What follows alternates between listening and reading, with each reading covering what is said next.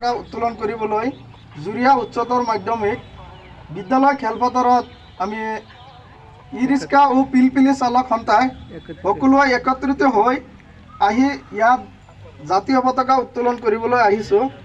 সকলোকে মোৰ ফালৰ পৰা আন্তৰিক শুভেচ্ছা যাচিছোঁ, যাতে আগন্তুক দিনত অহা 26 জানুৱাৰী বা 15 আগষ্ট তাৰিখে আমি সকলোৱে একলগ হৈ এই তাৰিখটো আমি পালন কৰিব পাৰোঁ। 15 আগষ্ট ও 26 জানুৱাৰী পালন কৰিব পাৰোঁ, ইয়া আমি কামনা কৰিছোঁ।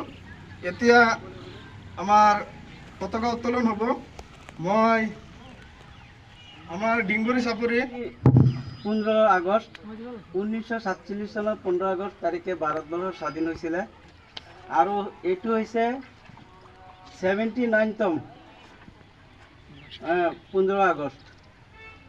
এইটোত ইংৰাজসকলে আমাৰ দেশখন শাসন কৰিছিলে। যেতিয়া এই ইংৰাজসকলক আমি হিন্দু মুছলিম বিভিন্ন জাতি ধৰ্মৰ মানুহে একগোট হৈ বহুত দিন চেষ্টা কৰাৰ পিছত আমি সিহঁতক খেদি এইটো তাৰিখত আমাৰ ভাৰতবৰ্ষখন স্বাধীন কৰিছিলোঁ। এইটো এটা আমাৰ আনন্দৰ দিন। গোটেই ভাৰতবৰ্ষতে এইটো লৈ আমাৰ সকলো জাতি ধৰ্মৰ মানুহে আজি আনন্দ উৎসৱ পালন কৰি আহিছে। সেইটো কাৰণে আমিও তেনেকৈ আজি একগোট হৈছোঁ।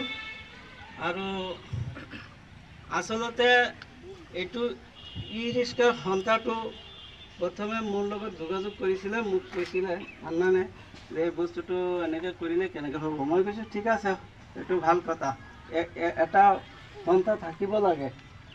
আৰু ইয়াত গণ্যমান্য ব্যক্তি মুৰব্বীসকল আছে। মই ভাবোঁ যে ইয়াৰ ভিতৰত তেওঁলোকৰ মুৰব্বীসকলৰ সন্থাৰ এজনে জাতীয় পতাকাটো উত্তোলন কৰিবলৈ মই অনুৰোধ জনাইছোঁ। এজন সন্থাৰ মানুহে, যিহেতু এইটো সন্থাৰ এটা মিটিং, আৰু মই বহুত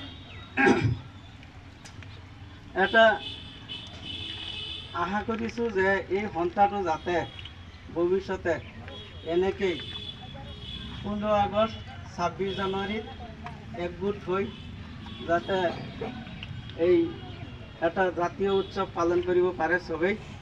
সেইটোলৈ সকলোকে ধন্যবাদ কৰিছোঁ। আৰু মোৰ তৰফৰ পৰা অনুৰোধ জনাইছোঁ যে সন্থাৰ এজন গণ্যমান্য ব্যক্তি, সন্থাৰ এজনে জাতীয় পতাকাটো উত্তোলন কৰক।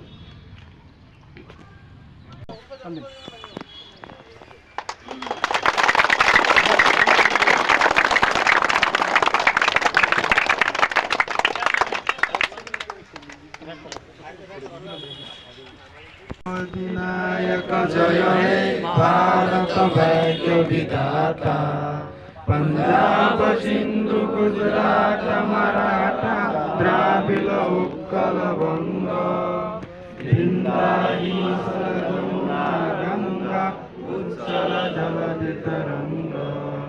तब शुभ नामे जागे, तब शुभ आशीष मागे, गाए तब जय गाथा। धन गण मंगलदायक जय हे भारत भाग्य विधाता।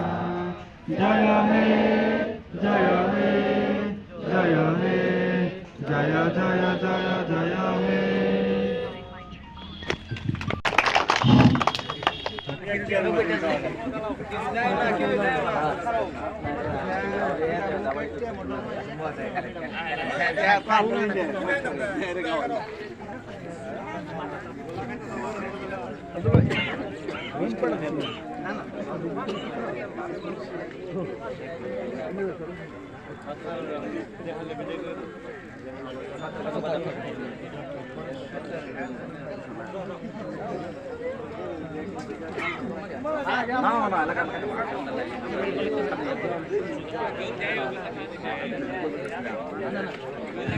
কোনো বেয়া নাপাব। এতিয়া যিহেতু ৰ'দ উঠিছে, ৰাতিপুৱা বৰষুণ আছিলে, তো অলপ কষ্ট হৈছে। আমি কষ্ট অলপ কৰিব লাগিব, কি কৰিম, উপায় নাই ন।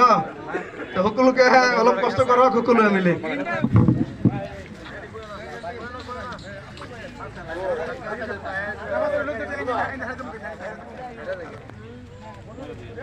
হাৰে যাও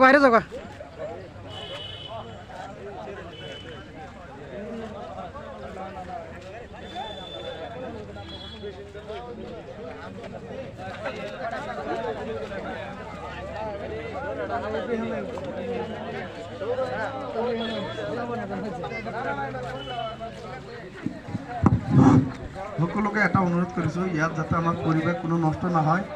সকলোকে মই অনুৰোধ কৰিছোঁ, সকলোৱে নিজৰ দায়িত্বটো পালন কৰিবলৈ চেষ্টা কৰক আৰু ইয়াত যাতে কোনো ধৰণৰ পৰিস্থিতি বেয়া নহয়, সকলোকে মই অনুৰোধ কৰিছোঁ।